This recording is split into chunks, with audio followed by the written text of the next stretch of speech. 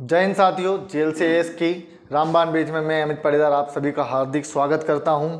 जैसे कि आप सब जानते होंगे कि JLCAS आप सभी के लिए लाया रामबाण बैच, जिसमें ई नोट्स, वीडियो लेक्चर और शानदार टेस्ट सीरीज बताई गई है। तो हम हमारे MPPSC प्री के सिलेबस में यूनिट 2 भारतीय इतिहास के बारे में अध्ययन कर रहे थे। हमने लास्ट वीडियो में इतिहास का वर्गीकरण, इतिहास क्या होता है, उसको कैसे पढ़ेंगे हम, और उसमें भी हमने शुरुआत कर दी थी प्राग ऐतिहासिक काल की, जिसमें हमने पूरा पाषाण काल का अध्ययन कर लिया था। आज हम मध्य पाषाण काल और नव पाषाण काल का अध्ययन करेंगे। तो आइए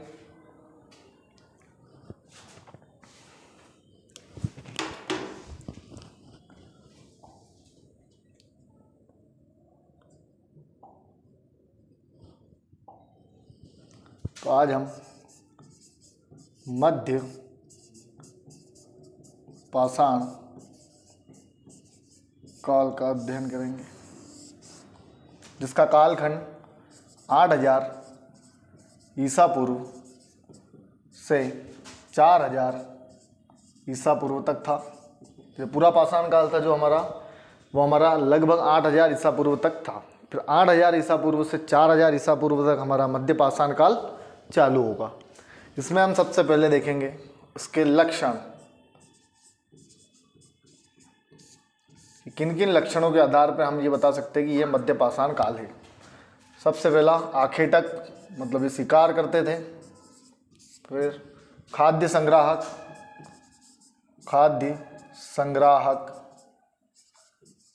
ये लक्षण जो हमारे ये पूरा पाषाण काल में भी दिखते थे। लेकिन यहाँ पे एक चेंज आता है। यहाँ पे क्या होता है, पशुपालन की शुरुआत होती है। पशुपालन की शुरुआत, इस काल में ही मानव ने अपना पहला पालतू पशु बनाया, जो कौन था, कुत्ता। मानव द्वारा बनाया गया प्रथम पालतू पशु जो क्या था,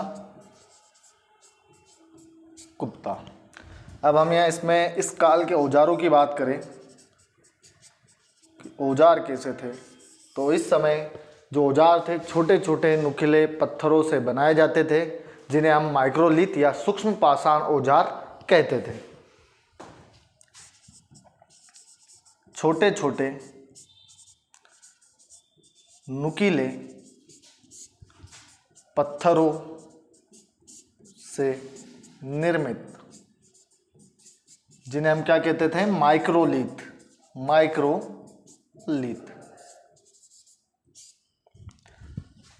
आविष्कार की बात करें, इन्होंने जो पूरा पाषाण काल था, इन्होंने पूरा पाषाण काल में आग का आविष्कार कर लिया था, लेकिन उसका प्रयोग करना ये नहीं सीखे थे। तो मध्य पाषाण काल में इन्होंने आग का प्रयोग करना प्रारंभ किया। आग का प्रयोग करना सीखा। अगर इनके खोजकर्ता की बात करें कि जो मध्य पाषाण काल है, इसके खोजकर्ता कौन थे, सर जॉन इवांस। तो हमने मध्य पाषाण काल के बारे में सामान्य चर्चा की। इसका कालखंड देखे तो 8000 से 4000 ईसा पूर्व। लक्षण देखे इसके तो आखेटक, मतलब शिकार करते थे। खाद्य संग्रह, भोजन इकट्ठा करते थे। और पशुपालन की शुरुआत, यहाँ नया क्या हुआ, पशुपालन की शुरुआत हो चुकी थी। इसी के साथ मानव द्वारा बनाया गया प्रथम पालतू पशु कौन था, कुत्ता था, जो मध्य पाषाण काल में ही बना था। इनके औजार जो थे वो छोटे छोटे नुकीले पत्थरों से निर्मित होते थे, जिन्हें हम माइक्रोलिथ या हिंदी में बोले तो सूक्ष्म पाषाण औजार कहते थे। अगली बात, इन्होंने किसका आविष्कार किया, आग का प्रयोग करना सीखे। आग का आविष्कार पूरा पाषाण काल में हो गया था, लेकिन आग का प्रयोग करना इन्होंने कहाँ सीखा, मध्य पाषाण काल में। खोज करते हैं इसके कौन थे, सर जॉन इवांस। अब इसके हम देखेंगे प्रमुख स्थल, जो मध्य पाषाण काल है, इसके जो प्रमुख स्थल हमें भारत से मिले, उनके बारे में हम देखेंगे। तो आइए, मध्य पाषाण कालीन प्रमुख स्थल।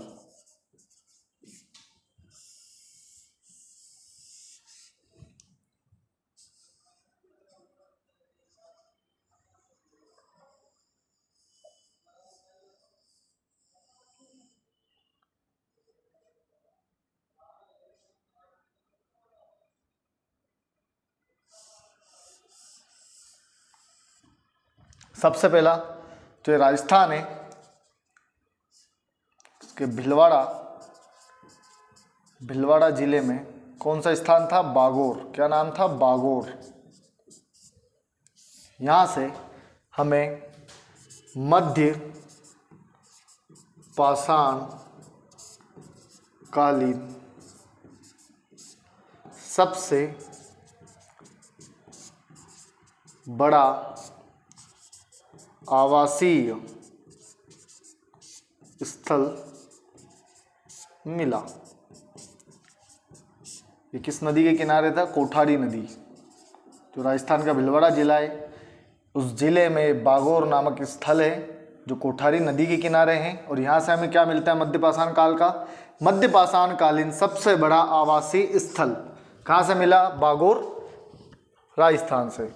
अगला देखें तो जो यूपी है, यहाँ आता है एक सराय नहराय। इस प्लेस का नाम है जो कहाँ आता है? उत्तर प्रदेश में। यहाँ से हमें किसका प्रमाण मिलता है? स्तंभ गर्त का। स्तंभ गर्त। अब जानेंगे स्तंभ गर्त क्या होता है। तो निवास योग्य ऐसे फर्श जहाँ पर जिनमें स्तंभ लगे हो, ऊपर छत की व्यवस्था भी हो, उसे हम स्तंभ गर्त कहते हैं। निवास योग्य ऐसे फर्श जिनमें स्तंभ हो तथा ऊपर छत की व्यवस्था भी हो। तो स्तंभगर्त निवास योग्य ऐसे फर्श जिनमें स्तंभ हो तथा ऊपर छत की व्यवस्था उन्हें स्तंभगर्त कहते हैं। और इसका प्रमाण हमें क्या से मिला? सराय नहराय नामक स्थल है जो उत्तर प्रदेश राज्य में आता है।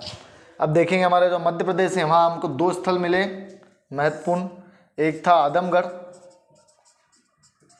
जो मध्य प्रदेश के होशंगाबाद जिले में आता है। होशंगाबाद। यहाँ से हमें क्या मिला?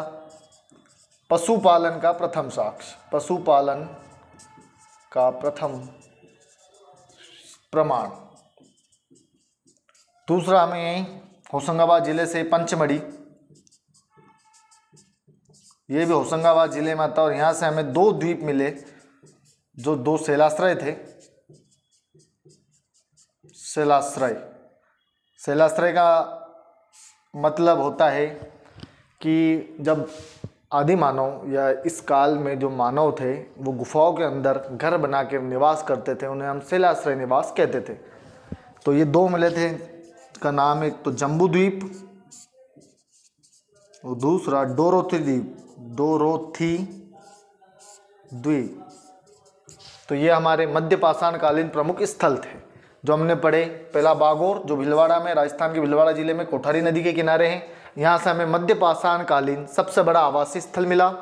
दूसरा हमारा सराय नहराय जो उत्तर प्रदेश में आता है। यहाँ से हमें स्तंभगर्त मिले। स्तंभगर्त का मतलब निवास योग्य ऐसे फर्श जिनमें स्तंभ हो तथा ऊपर छत की व्यवस्था उन्हें स्तंभगर्त कहते हैं। दो हमें, एक पंचमढ़ी और एक आदमगढ़, दो स्थल कहाँ से मिले हमको? मध्य प्रदेश से, जो दोनों होशंगाबाद में आते हैं। आदमगढ़ से हमें प्राचीन पशुपालन के साक्ष्य मिलते हैं और पंचमढ़ी से हमें दो शैलाश्रय मिले, जम्बू द्वीप और डोरोथी द्वीप। यह हमारे मध्यपाषाण कालीन प्रमुख स्थल है। तो ये हमने मध्यपाषाण काल का अध्ययन किया।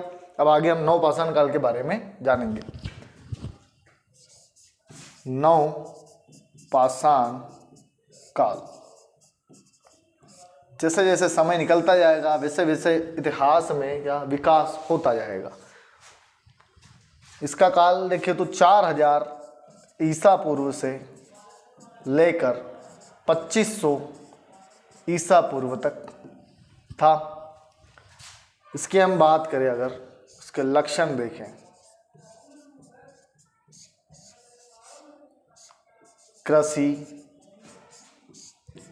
समाज, स्थायी निवास, ये सब इसके लक्षण थे। कृषि का करना प्रारंभ कर दिया, समाज समुदाय के बारे में समझने लग गए और स्थायी निवास आरंभ कर दिया कि भाई ये हमारा क्षेत्र है, यहाँ हमें रहना है। अगली बात, औजार की बात करें, अब ये हड्डी तथा स्लेट से निर्मित औजारों का प्रयोग करने लगे।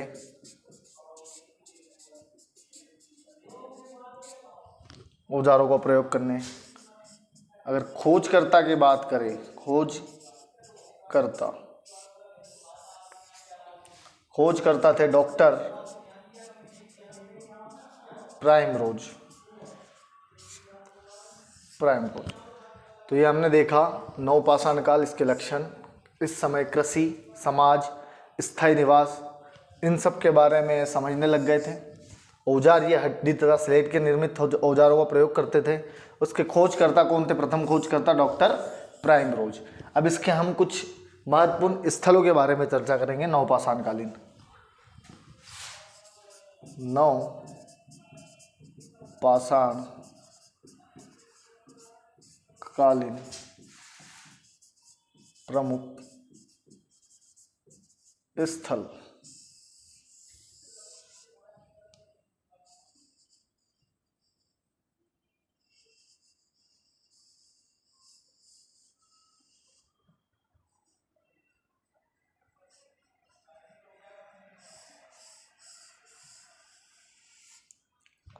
सबसे पहले देखेंगे हम यहाँ पे एक स्थल था बुर्ज होम, जो कहाँ आता है? कश्मीर में। इससे हमें क्या मिला? जो यहाँ की कब्रों में ऐसा प्रमाण मिला है कि मालिक के साथ पालतू जो कुत्ता होता था उसको दफनाने का प्रमाण हमें कहाँ से मिला? बुर्ज होम, जम्मू कश्मीर से, जो नवपाषाण कालीन एक स्थल है। यहाँ की कब्रों से मालिक के साथ पालतू कुत्ता दफनाने का प्रमाण मिला है हमें। अगला देखें तो जो यूपी में इलाहाबाद में आता है कोल्डी हवा, उत्तर प्रदेश। यहाँ से हमें प्राचीनतम चावल के साक्ष्य प्राप्त होते हैं। सबसे प्राचीन चावल के प्रमाण कहाँ से मिले हमें? कोल्डी हवा, उत्तर प्रदेश से। तीसरा देखेंगे हम, इधर आता है पाकिस्तान के बलूचिस्तान वाले पार्ट में, इस वाले पार्ट में मेहरगढ़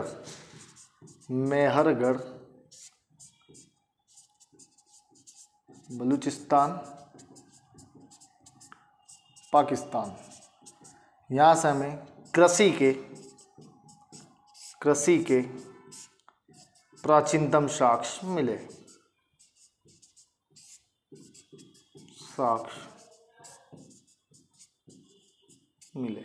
तो ये हमारे जो नवपाषाण कालीन प्रमुख स्थल है, 3 स्थल पड़े।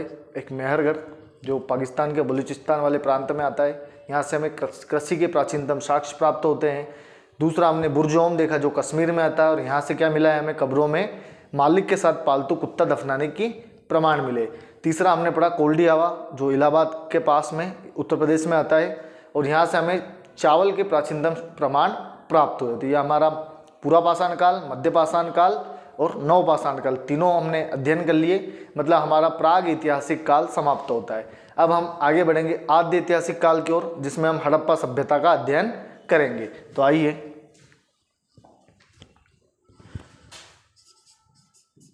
आद्य ऐतिहासिक काल।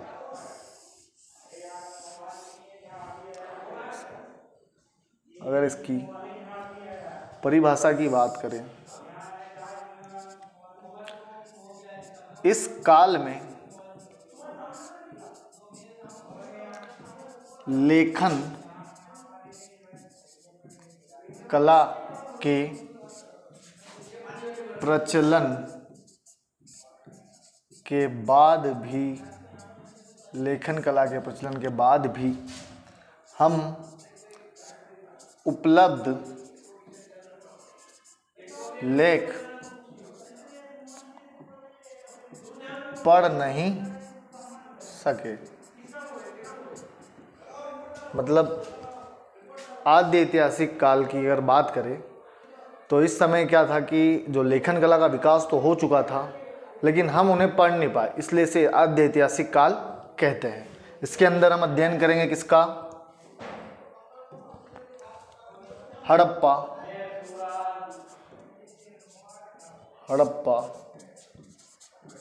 सभ्यता का। हड़प्पा सभ्यता विश्व की सबसे प्राचीन व विकसित सभ्यताओं में से एक है। ये भारतीय उपमहाद्वीप में जो नगरीय क्रांति का सीधा जीता जागता उदाहरण है। हड़प्पा सभ्यता का अगर काल देखें हम, 2500 ईसा पूर्व से 1750 ईसा पूर्व में।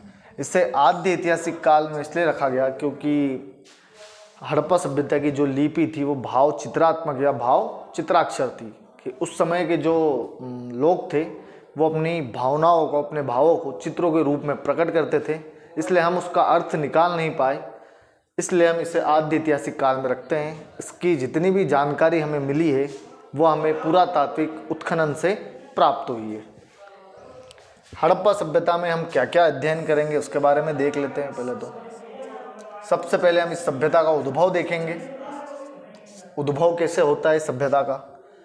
फिर हम इसका नामकरण देखेंगे कि इसके क्या क्या नाम है, नामकरण कैसे हुआ। फिर हम इसका काल निर्धारण पढ़ेंगे, यही वाला काल निर्धारण। इसके बाद हम इसके विस्तार को देखेंगे, हड़प्पा सभ्यता के विस्तार को, कि कहाँ से कहाँ तक फैली है। तो आज हड़प्पा सभ्यता में हम उद्भव, नामकरण, काल निर्धारण और विस्तार के बारे में चर्चा करेंगे। तो आइए दोस्तों आगे हम चर्चा करते हैं। सबसे पहले उद्भव।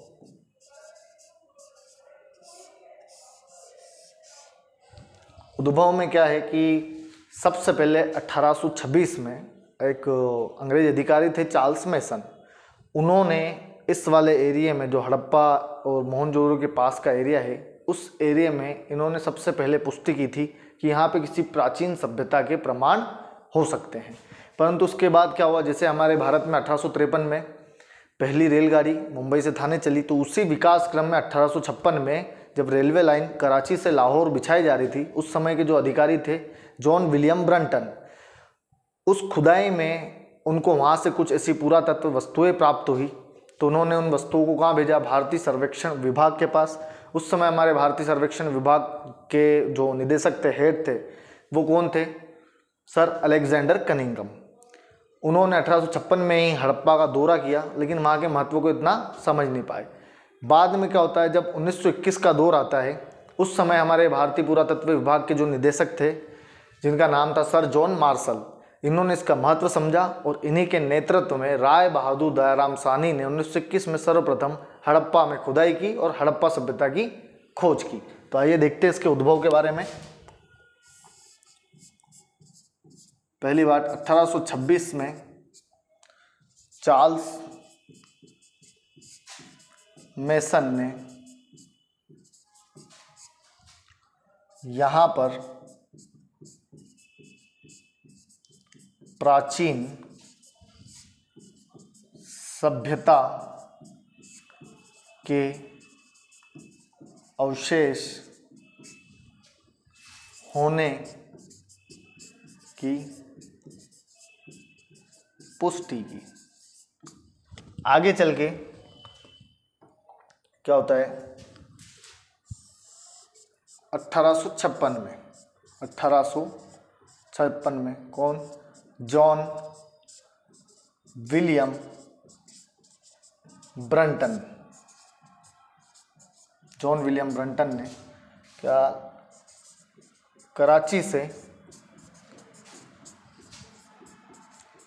लाहौर के मध्य रेलवे लाइन बिछाने के क्रम में कुछ वस्तुएं प्राप्त की। अब यहाँ रेलवे लाइन बिछाई जा रही थी, वहाँ खुदाई हुई, तो वहाँ से कुछ पुरातात्विक वस्तुएं प्राप्त हुई। इन वस्तुओं को इन्होंने कहाँ भेजा, इन वस्तुओं को भारतीय पुरातत्व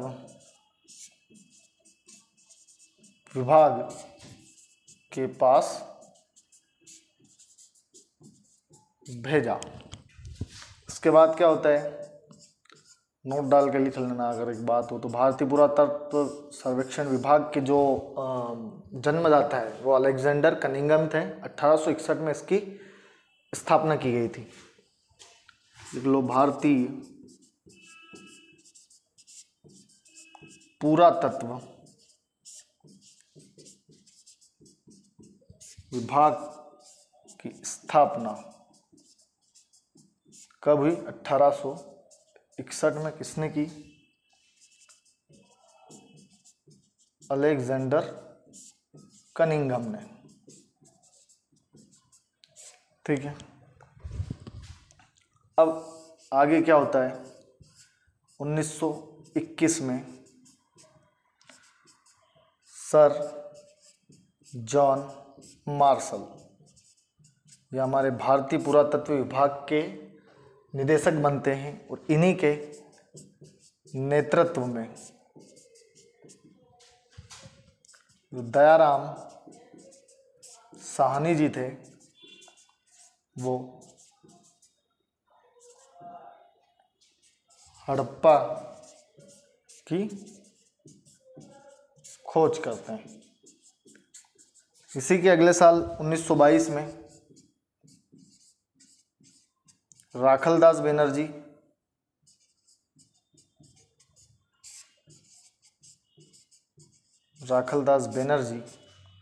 मोहनजोदड़ो की खोज करते हैं।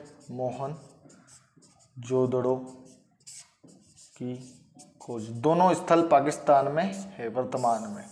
ठीक है, 1921 में किसकी खोज हुई, हड़प्पा की, जो रावी नदी के किनारे पाकिस्तान में है। और दूसरा जो 1922 में राखलदास बनर्जी ने जो खोज की मोहनजोदड़ो, वो सिंधु नदी के किनारे हैं और पाकिस्तान में ही है। तो ये हमने हड़प्पा सभ्यता का उद्भव देखा कि सबसे पहले 1826 में चार्ल्स मेसन नामक जो अंग्रेज अधिकारी थे, उन्होंने यहाँ पे क्या अवशेष बताया कि प्राचीन सभ्यता के अवशेष की पुष्टि की। उसके बाद 1856 में जब जॉन विलियम ब्रंटन के नेतृत्व में लाहौर से कराची के बीच रेलवे लाइन बिछाई जा रही थी, तो वहाँ पे कुछ पुरातात्विक वस्तुएं मिली। उन वस्तुओं को उन्होंने कहाँ भेजा, भारतीय पुरातत्व विभाग के पास। इसी समय भारतीय पुरातत्व विभाग के निदेशक कौन थे, अलेक्जेंडर कनिंघम। इन्होंने वहाँ का दौरा किया, लेकिन वहाँ के महत्व को इतना नहीं समझ पाए। आगे चल के कालांतर में क्या होता है, जब 1921 का दौर आता है, तो 1921 में हमारे भारतीय पुरातत्व विभाग के निदेशक कौन थे, सर जॉन मार्शल। इन्हीं के नेतृत्व में राय बहादुर दयाराम साहनी 1921 में हड़प्पा नामक एक स्थल की खोज करते हैं। और अगले ही साल 1922 में राखलदास बनर्जी मोहनजोदड़ो नामक एक स्थल की खोज करते हैं, जो दोनों पाकिस्तान में आते हैं। यहाँ से हड़प्पा सभ्यता की खोज होती है इन नगरों से। और 1924 में जो सर जॉन मार्शल है, वो विधिवत घोषणा करते हैं हड़प्पा सभ्यता की खोज की। तो ये हमने उद्भव देखा। इसके बाद हम देखेंगे नामकरण, हड़प्पा सभ्यता का नामकरण।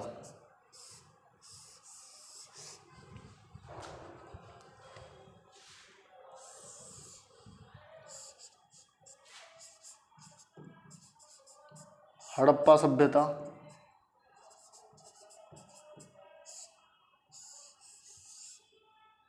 हड़प्पा सभ्यता इसलिए कहा गया क्योंकि सर्वप्रथम हड़प्पा नामक नगर की खोज हुई थी, इसलिए उस नगर के नाम पर ही इस सभ्यता का नाम रखा गया हड़प्पा सभ्यता।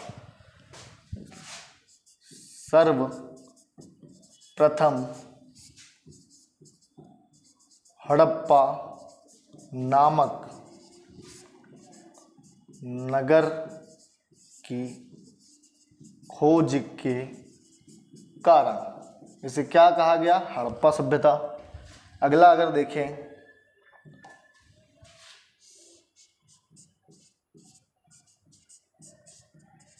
तो सिंधु घाटी की सभ्यता भी कहते हैं। सिंधु घाटी की सभ्यता क्यों कहते हैं, क्योंकि इस सभ्यता के ज़्यादातर जो स्थल है वो सिंधु नदी घाटी के आसपास केंद्रित थे, इसलिए इसे सिंधु घाटी की सभ्यता भी कहा गया। इस सभ्यता के अधिकांश नगर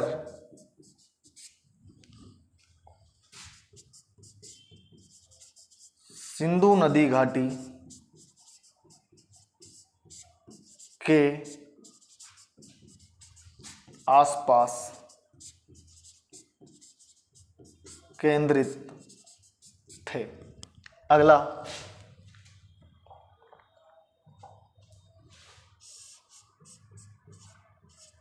इसे कांस्य युगीन सभ्यता भी कहते हैं। कांस्य युगीन सभ्यता क्यों कहते हैं, क्योंकि पहली बार, जैसे इससे पहले केवल तांबे धातु की खोज हो चुकी थी, तांबा इनके पास उपलब्ध था, दूसरी और छोटी छोटी धातुएं थी, लेकिन अभी तक कांसे की खोज नहीं हुई थी। जो सिंधुवासी लोग थे इन्होंने ही तांबे में जस्ता मिलाकर इस नवीन धातु कांसे की खोज की थी।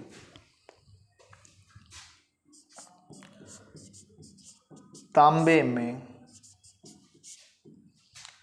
जस्ता टीन मिलाकर नवीन धातु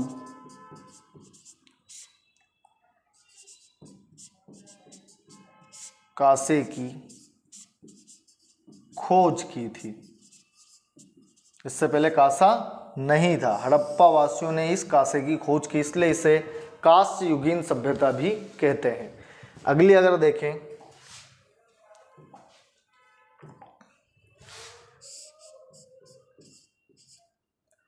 ताम्र पाषाणिक सभ्यता। ताम्र पाषाणिक सभ्यता इस समय तांबे के साथ पत्थरों का प्रयोग भी किया जाता था, इसलिए इसे ताम्र पाषाणिक सभ्यता भी कहते हैं। हमने हड़प्पा सभ्यता के नामकरण में 4 नाम पढ़े। सबसे पहले हड़प्पा सभ्यता, क्योंकि सबसे पहले हड़प्पा नामक नगर की खोज हुई थी, इसलिए इसे हड़प्पा सभ्यता कहा गया। दूसरा सिंधु घाटी की सभ्यता, सिंधु नदी घाटी की सभ्यता, क्योंकि इसके ज़्यादातर जो अधिकांश नगर थे, स्थल थे, वो सिंधु नदी के आसपास केंद्रित थे, इसलिए इसे सिंधु नदी घाटी की सभ्यता भी कहा गया। तीसरा हमने कांस्य युगीन सभ्यता बोला, क्योंकि जो हड़प्पा वासी थे सबसे पहले इन्होंने ही तांबे कॉपर में जस्ता टीन मिलाकर इन्होंने एक नवीन धातु की खोज की जिसे कांसा कहा गया, इसलिए इसे कांस्य युगीन सभ्यता कहा गया।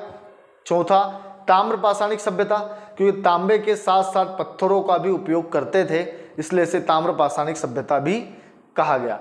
अब हम इसका आगे देखेंगे काल निर्धारण। आइए दोस्तों,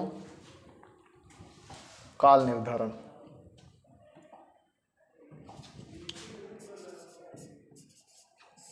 काल निर्धारण, तो काल निर्धारण हमने किस विधि के द्वारा किया, कार्बन डेटिंग C14 विधि के जो नवीन विश्लेषण पद्धति है उसके आधार पर हमने हड़प्पा सभ्यता का काल निर्धारण किया जो 2500 से 1750 रखा गया। कार्बन डेटिंग C14 नामक नवीन विश्लेषण पद्धति के अनुसार